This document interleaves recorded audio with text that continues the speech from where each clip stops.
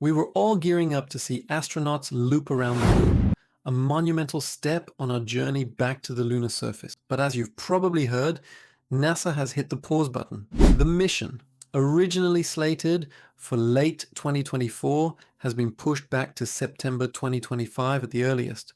So what's really going on? Why the delay? Is it just a minor setback, or does it signal bigger challenges for the entire Artemis program? Let's break it all down. First, let's set the stage. Artemis II isn't just another spaceflight. It's the first crewed mission of the Artemis program, designed to send 4 astronauts, Reed Wiseman, Victor Glover, Christina Koch, and Jeremy Hansen, on a 10-day journey around the moon and back. This is the final dress rehearsal, before Artemis III attempts the first human lunar landing in over 50 years. The stakes couldn't be higher, everything has to be perfect. And that, right there, is the core reason for the delay: ensuring astronaut safety. As NASA Administrator Bill Nelson put it, "Safety is our top priority. You simply don't take chances when human lives are on the line."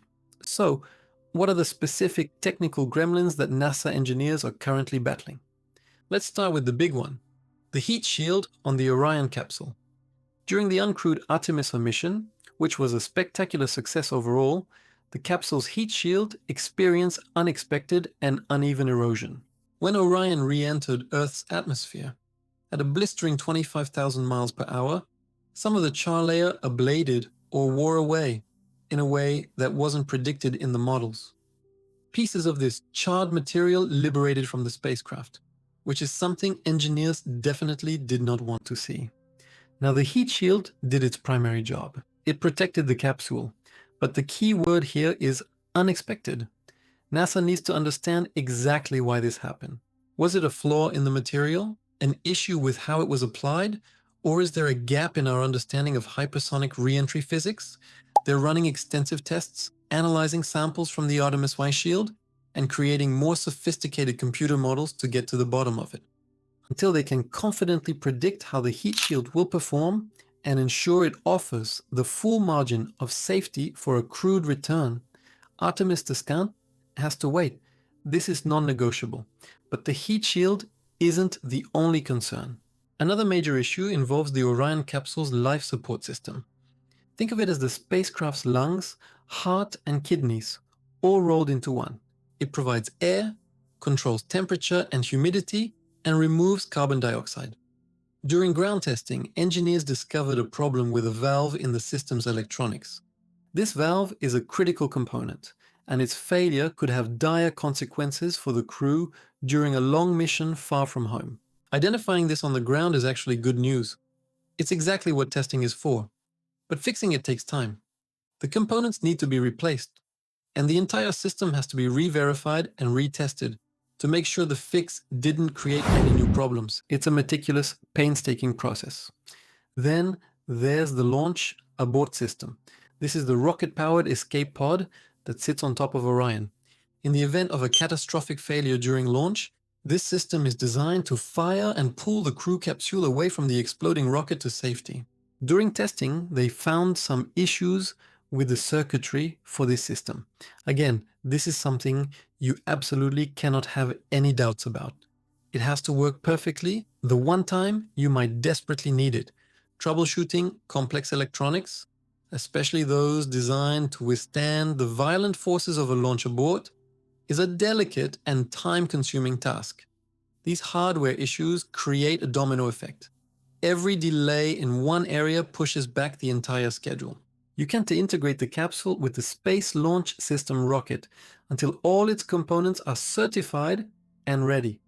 You can't run final integrated tests until the whole stack is assembled.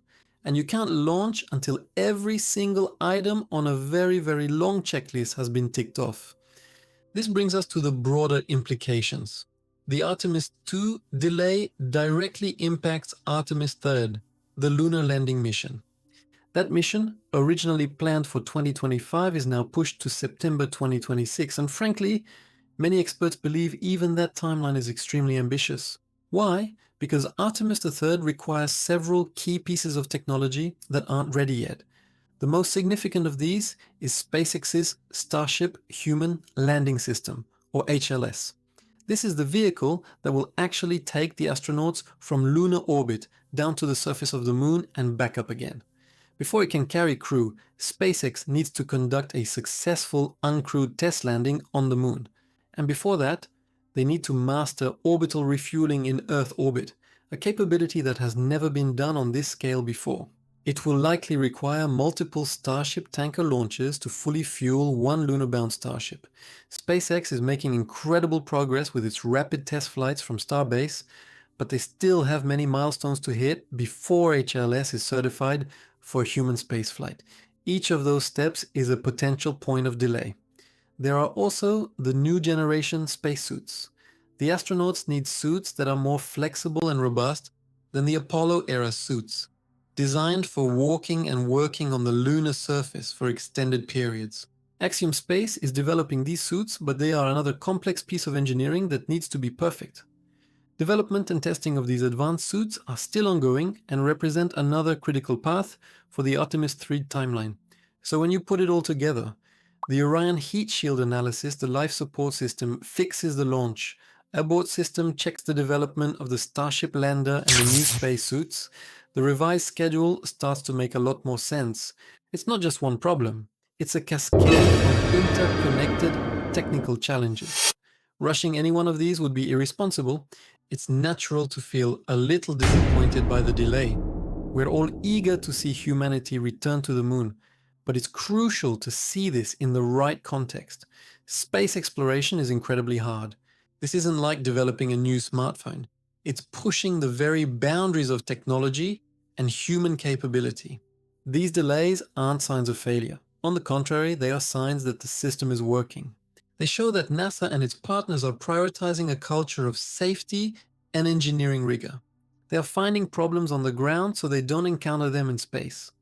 Think back to the Apollo program. It was filled with challenges, setbacks, and even tragedy. But NASA learned from every mistake, and that relentless pursuit of perfection is what ultimately led to the historic success of Apollo 11. The Artemis program is following in those footsteps. This delay gives the brilliant teams at NASA, Lockheed Martin, SpaceX, and all the other partners the time they need to get it right. So, what happens now? Engineers will continue their meticulous work. We'll likely see more Starship test flights, offering exciting glimpses of the future. We'll get updates on the heat shield investigation, and the Artemis II crew will continue their intensive training, preparing for every possible contingency. Their mission, when it does fly, will be built on a foundation of certainty and confidence. This is a marathon, not a sprint. The goal isn't just to plant a flag and come home. The goal of Artemis is to build a sustainable, long-term human presence on the moon, paving the way for eventual missions to Mars. Doing that requires a patient, methodical, and safety-first approach. So while we may have to wait a little longer to see Orion and its crew circle the moon, the wait will be worth it. It ensures that when they go safely, and that the giant leap they take is on solid ground. Thanks so much for watching. What are your thoughts on the Artemis delays? Are you disappointed, or do you think it's the right call? Let me know in the comments below. And if you enjoyed this deep dive, don't forget to like this video and subscribe to the channel for more updates on our journey back to the moon and beyond. See you in the next one.